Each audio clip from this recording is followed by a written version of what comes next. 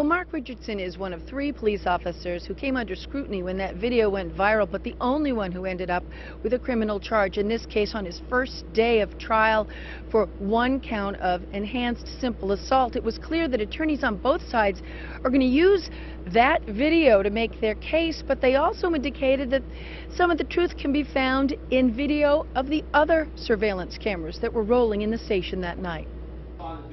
The state began opening statements with the 2009 video clip from the Seabrook Police Department that brought this case to light.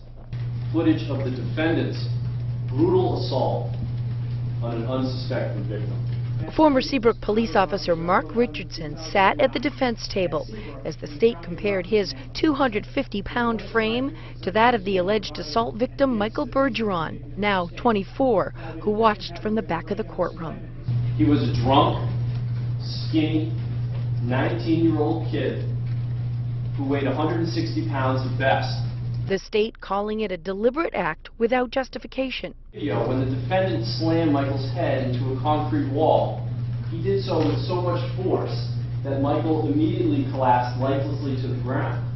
But Richardson's attorney says what happened should be judged in context, claiming that from the time Bergeron was arrested for DUI, he was defiant and threatening.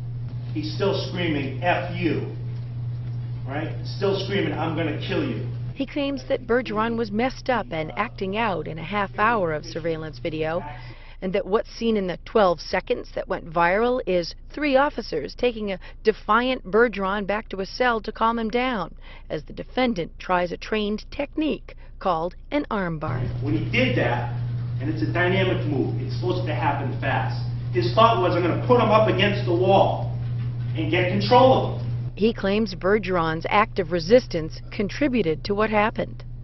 He ends up going into the wall in a way that Mr. Richardson did not anticipate. The defense also claims that Michael Bergeron wasn't actually injured from the event. No signs of black eyes or broken bones or broken skin. Tomorrow morning, the jury will visit the Seabrook Police Department. Mark Richardson faces up to 5 years in prison if he's convicted. We're live in Brentwood. Jennifer Crompton, WMUR News 9.